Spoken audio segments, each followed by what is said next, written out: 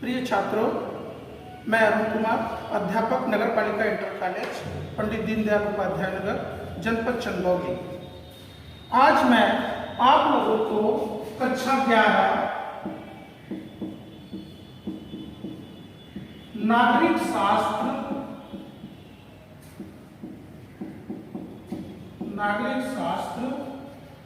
अध्याय 1, शीर्षक है संविधान क्यों और कैसे में आज हम भारतीय संविधान का दर्शन, भारतीय संविधान का दर्शन क्या है के विषय में चर्चा करेंगे।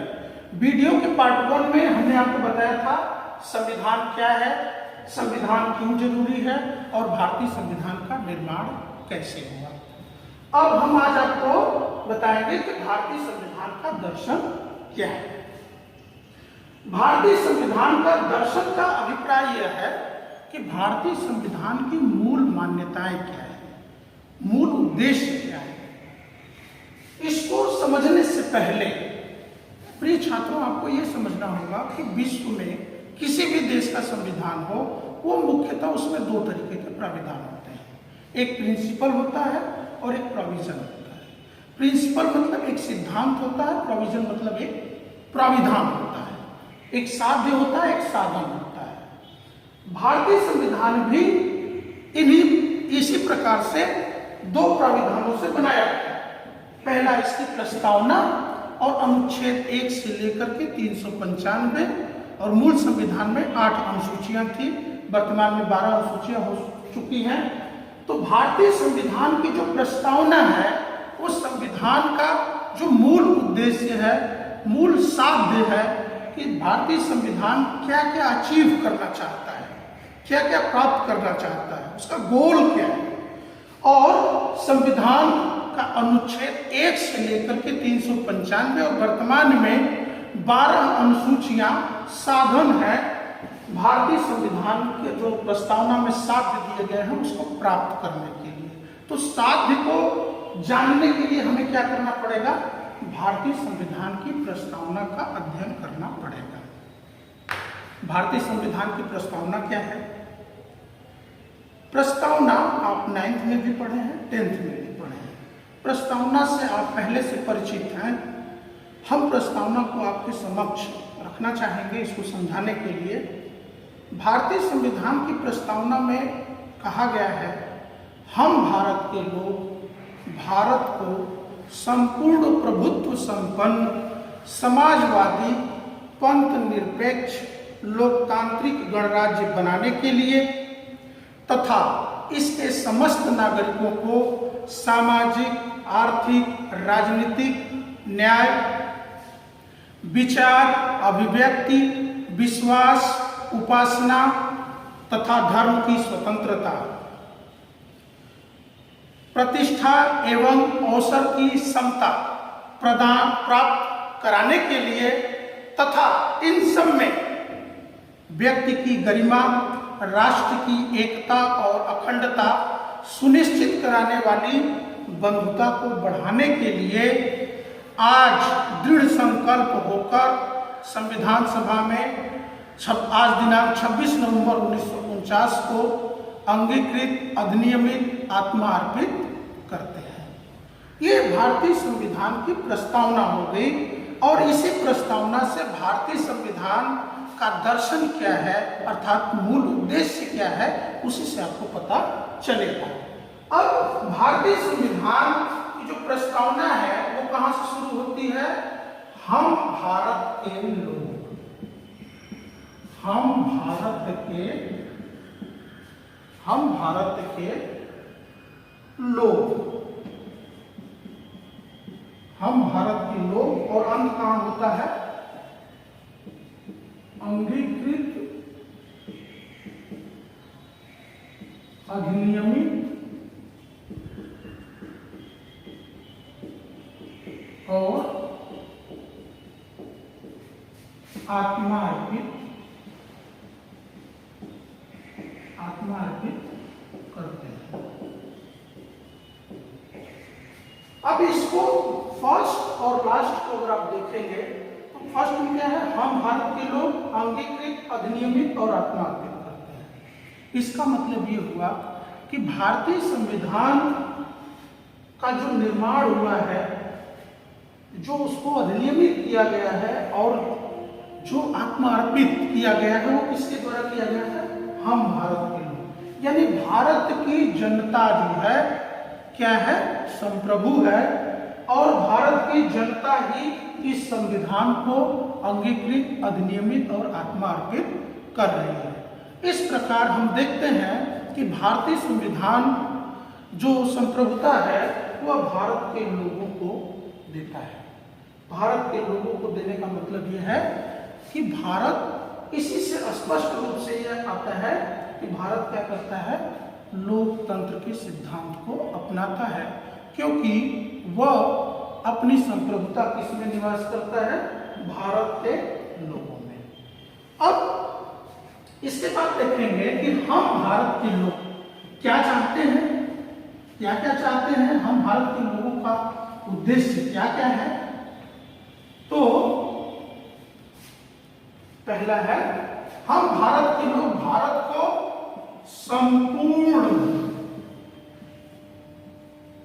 प्रभुत्व संपन्न, हम भारत के लोग भारत को, पहली चीज ये चाहते हैं, क्या चाहते हैं कि हम भारत को संपूर्ण प्रभुत्व संपन्न। संपूर्ण प्रभुत्व संपन्न का मतलब ये है कि हमारा देश आंतरिक और बाह्य मामले में पूरी तरीके से स्वतंत्र है। आप जानते हैं कि भारतीय संविधान का निर्माण विदेशी शासन के अंतर्गत हुआ था। विदेशी शासन उस समय मौजूद था, अस्तित्व में था। तो संपूर्ण प्रभुत्व संपन्न ये शब्द बताता है कि हमारा देश अब पूरी तरीके से संप्रभु है। आंतरिक और बाह्य मामले का मतलब यह है कि अब कोई भी बाहरी देश या आंतरिक मामले में दोनों तरीके से भारत पूरी तरीके से क्या है, स्वतंत्र है। उसको कोई निर्देश नहीं दे सकता है। कोई भी अंतर्राष्ट्रीय संधि या समझौता करने के लिए भारत को बाध्य नहीं कर सकता है। वो अपनी इच्छा अनुसार ही किसी देश से संधि करे या न करे, उसकी अपनी इच्छा है। ये संपूर्ण प्रभुत्व संपन्न का मतलब हो गया। तो हम भारत के लोग संपूर्ण प्रभुत्व संपन्न। आगे है समाजवादी, समाजवादी, समाजवादी, समाजवादी पंथ निरपेक्ष, समाजवादी पंथ निरपेक्ष। समाजवादी का क्या मतलब है? समाजवादी, आप अक्सर ये शब्द सुनने को आपको मिलता होगा, समाजवाद, समाजवादी। तो ये समाजवादी क्या है? What is socialism? तो समाजवाद का मतलब ये हो गया कि जो उत्पादन के साधन है उस पर स्वामित्व किसका होगा? समाज का होगा, सरकार का होगा। और पंथ निरपेक्ष, पंथ निरपेक्ष अगर आप देखेंगे तो दो शब्द से बना है, पंथ और निरपेक्ष। निरपेक्ष का मतलब यह है जो किसी के पक्ष में न हो। अर्थात भारत राष्ट्र राज्य का अपना कोई भी धर्म नहीं है, वह किसी भी धर्म के पक्ष में नहीं जाता है। आप सेकुलर वर्ड इंग्लिश में सुनते होंगे, ये पंथ निरपेक्ष सेकुलर उसी के लिए इस्तेमाल किया जाता है। इस प्रकार ये जो समाजवादी शब्द है और पंथ निरपेक्ष शब्द है, जब भारतीय संविधान का निर्माण हुआ था तो यह मूल संविधान में समाजवादी और पंथ निरपेक्ष शब्द नहीं था। इसको संविधान के 42वें संविधान संशोधन द्वारा जोड़ा गया। संविधान के 42वें संविधान संशोधन द्वारा जोड़ा गया। क्या जोड़ा गया? समाजवादी और पंथ निरपेक्ष। समाजवादी और पंथ निरपेक्ष दोनों को हम आपको समझा चुके हैं। यानी हम भारत के लोग क्या चाहते हैं? भारत को संपूर्ण प्रभुत्व संपन्न बनाना चाहते हैं, समाजवादी बनाना चाहते हैं, पंथ निरपेक्ष बनाना चाहते हैं। समाजवाद का भी मतलब आप समझ गए और पंथ निरपेक्षता का मतलब समझ गए। आगे क्या है कि हम भारत के लोग भारत को संपूर्ण प्रभुत्व संपन्न, समाजवादी, पंथ निरपेक्ष, लोकतांत्रिक गणराज्य, लोकतांत्रिक गणराज्य बनाने। अब लोकतांत्रिक और गणराज्य क्या है? लोकतांत्रिक का मतलब आप जानते हैं कि लोकतांत्रिक शब्द लोकतंत्र से बना है। लोकतंत्र अंग्रेजी भाषा के डेमोक्रेसी शब्द का हिंदी रूपांतरण है। डेमोक्रेसी शब्द लैटिन भाषा के डेमोस और क्रेसिया शब्द से बना है। डेमोस मतलब जनता, क्रेसिया मतलब शक्ति, यानी जनता की शक्ति, अर्थात जिस शासन प्रणाली में जनता शक्तिशाली हो, जो संप्रभुता जनता में निवास करती हो, ऐसी शासन प्रणाली को क्या कहते हैं? लोकतांत्रिक शासन प्रणाली। फिर इसके बाद गणराज्य क्या है? गणराज्य, गणराज्य का मतलब यह हुआ कि जब देश का जो शासन प्रमुख है उसका निर्वाचन होता है वंश के आधार पर न होकर के, जैसे ब्रिटेन में आज भी लोकतंत्र है लेकिन गणराज्य नहीं है, क्योंकि आज भी वहां वंश के आधार पर जो ब्रिटेन का महारानी हो या महाराजा हो वही जो है वहां का शासन प्रमुख है। लेकिन भारत में, हमारे देश ने क्या किया? हमारे यहाँ का शासन प्रमुख राष्ट्रपति है। राष्ट्रपति का अप्रत्यक्ष रूप से निर्वाचन होता है। राष्ट्रपति के निर्वाचन में आप जानते ही हैं कि लोकसभा, राज्यसभा और राज्य की विधानसभाओं के निर्वाचित सदस्य भाग लेते हैं, उनके द्वारा राष्ट्रपति का निर्वाचन होता है।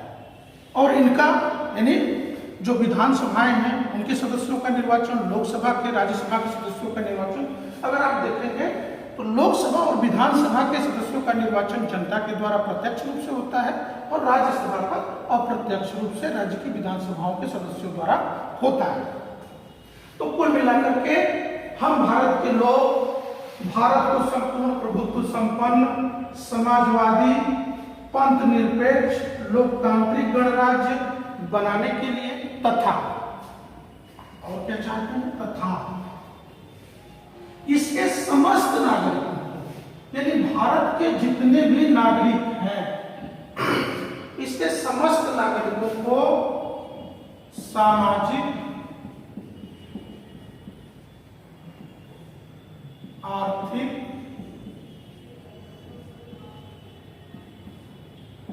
राजनीतिक, सामाजिक, आर्थिक, राजनीतिक न्याय, यानी भारतीय संविधान 3 प्रकार के न्याय की बात कर रहा है। सामाजिक, आर्थिक, राजनीतिक न्याय, 3 प्रकार के न्याय की बात कर रहा है कि हम भारत के लोग इसके समस्त नागरिकों को सामाजिक, आर्थिक, राजनीतिक न्याय प्रदान करना चाहता है। अब आपके दिमाग में अक्सर आप सोचिए, कहते हैं कि हमारे साथ अन्याय हो रहा है, हमारे साथ, हमको न्याय चाहिए। तो न्याय क्या है? What is justice? न्याय किसे कहते हैं? तो न्याय की बात अगर करेंगे तो जहां अन्याय नहीं है वहां पे न्याय है। अब न्याय एक ऐसी अवधारणा है कि अगर आप देखेंगे तो पाश्चात्य राजनीतिक दर्शन में सुकरात, प्लेटो, अरस्तु, प्लेटो की रिपब्लिक न्याय सिद्धांत पर ही पूरी तरीके से आधारित है। यानी प्लेटो की रिपब्लिक से लेकर के जॉन रॉल्स की थियरी ऑफ जस्टिस तक अगर भारतीय दर्शन में देखेंगे तो मनु की मनुस्मृति से लेकर के कौटिल्य के अर्थशास्त्र से लेकर अर्थशास्त्र से लेकर के अमर्त्य सेन की आइडिया ऑफ जस्टिस तक भारतीय समाज में न्याय कैसे स्थापित हो, इसी पर चर्चा होती रही है। लेकिन भारतीय संविधान जो अपना साध्य बनाता है, अपना उद्देश्य बनाता है, वह 3 प्रकार के न्याय की व्यवस्था करना चाहता है: सामाजिक, आर्थिक, राजनीतिक। सामाजिक न्याय को पढ़ते हैं कि सामाजिक न्याय क्या है। सामाजिक न्याय का मतलब ये है कि समाज में सभी व्यक्तियों को समानता का अधिकार हो। समानता का मतलब ये है कि समाज में किसी भी व्यक्ति के साथ लिंग के आधार पर, जाति के आधार पर, धर्म के आधार पर, वंश या रंग के आधार पर कोई किसी प्रकार का विभेद नहीं होना चाहिए। चाहे वो स्त्री हो, चाहे पुरुष हो, चाहे वो किसी भी जाति से, किसी भी धर्म से बिलोंग करता है, भारतीय संविधान ये कहता है कि भारतीय समाज में सामाजिक न्याय होना चाहिए, किसी भी प्रकार का डिस्क्रिमिनेशन नहीं होना चाहिए। दूसरी है आर्थिक न्याय। आर्थिक न्याय का क्या मतलब है?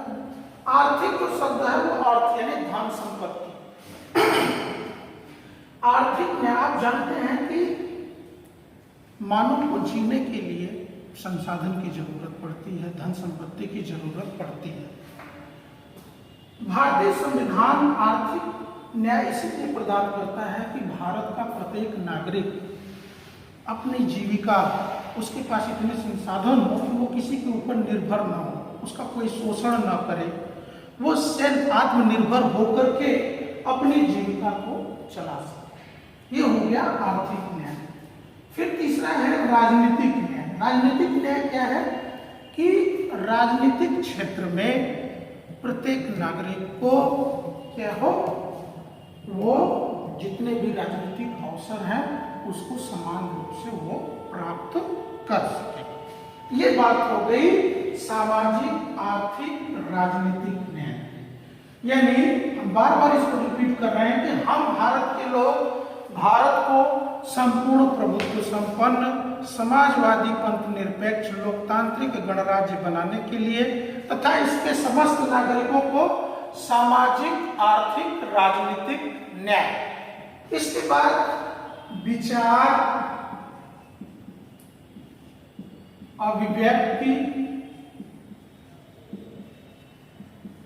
विचार, अभिव्यक्ति, विश्वास, उपासना तथा धर्म की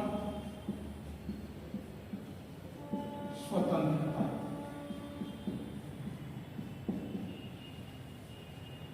यानी हम भारत के लोग अर्थात जो भारतीय संविधान है वो भारत के प्रत्येक नागरिक को विचार मतलब ये भारत का संविधान कहता है कि भारत के प्रत्येक नागरिक को विचार करने का, उसको सोचने का और अभिव्यक्ति, उसको लिखित रूप से या मौखिक रूप से अभिव्यक्त करने का पूरा अधिकार है, उसकी स्वतंत्रता है। तीसरी बात कि प्रतिष्ठा और अवसर की समता। प्रतिष्ठा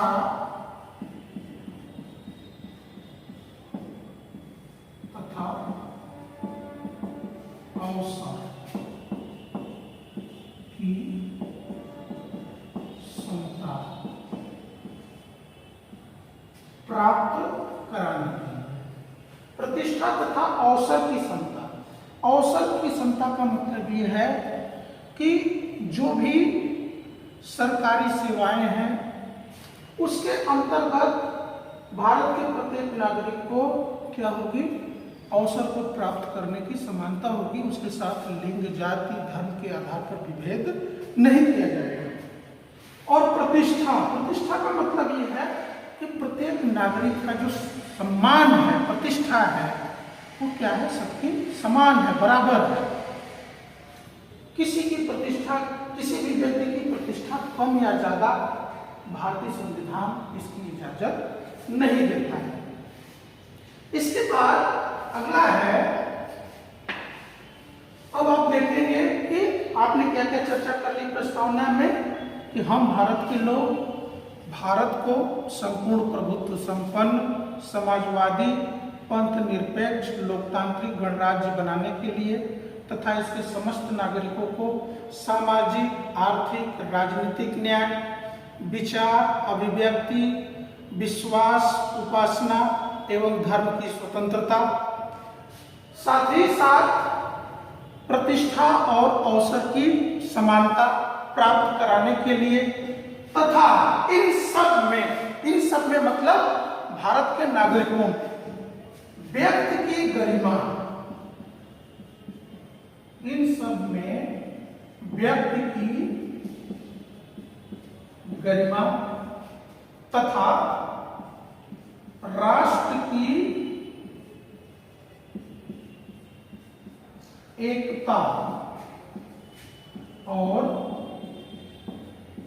अखंडता, राष्ट्र की एकता और अखंडता सुनिश्चित कराने वाली बंधुता को बढ़ाने के लिए, सुनिश्चित करने वाली बंधुता को बढ़ाने के लिए, यानी जो भारतीय संविधान है वो क्या चाहता है, उसका क्या उद्देश्य है कि हम ऐसे बंधुता का, ऐसे भाईचारा का विकास करें, ऐसे बंधुत्व भाईचारा का विकास करें जिससे व्यक्ति की गरिमा तथा राष्ट्र की एकता और अखंडता।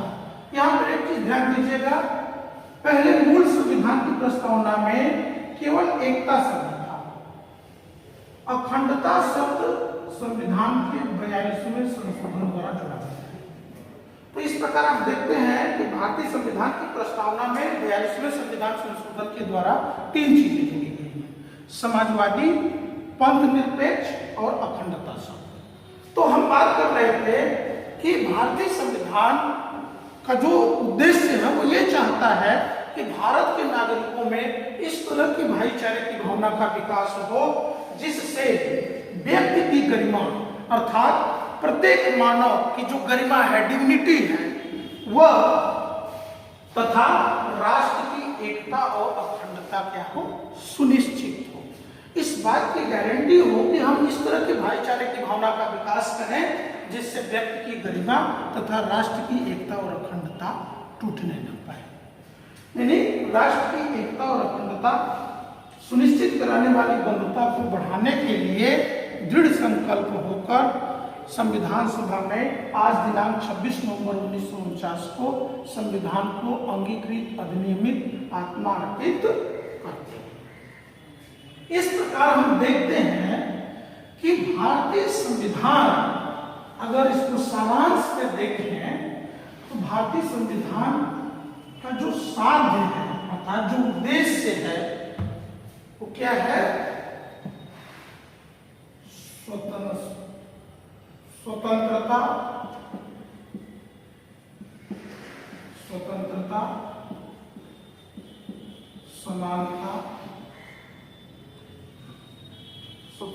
समानता, बंधुत्व,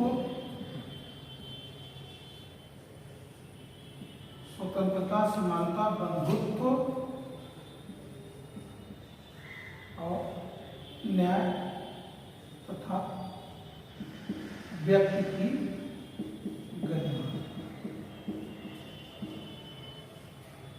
ये जो 5 चीजें हैं, स्वतंत्रता, समानता, बंधुत्व, न्याय और व्यक्ति की गरिमा, ये 5 स्वर्णिम सिद्धांतों के साथ भारतीय संविधान का निर्माण हुआ है। भारतीय संविधान इनको, यही साध्य है भारतीय संविधान का, यही गोल है, यही लक्ष्य है, स्वतंत्रता, समानता, बंधुत्व, न्याय और व्यक्ति की गरिमा को सुनिश्चित करने के लिए भारतीय संविधान में अनुच्छेद 1 से लेकर के 395 अनुच्छेद बनाए गए और 12 अनुसूचियां बनाई गई हैं कि इनको, यानी भारत के नागरिकों की स्वतंत्रता, उनमें समानता, जो असमानता फैल रही है, जैसे आर्थिक स्तर पर देखें तो अमीरी गरीबी की खाई बढ़ रही है, आज भी जाति के आधार पर धर्म के आधार पर हमारा समाज बटा हुआ है, लिंग के आधार पर देखेंगे तो आज भी महिलाओं के साथ विभेद हो रहा है।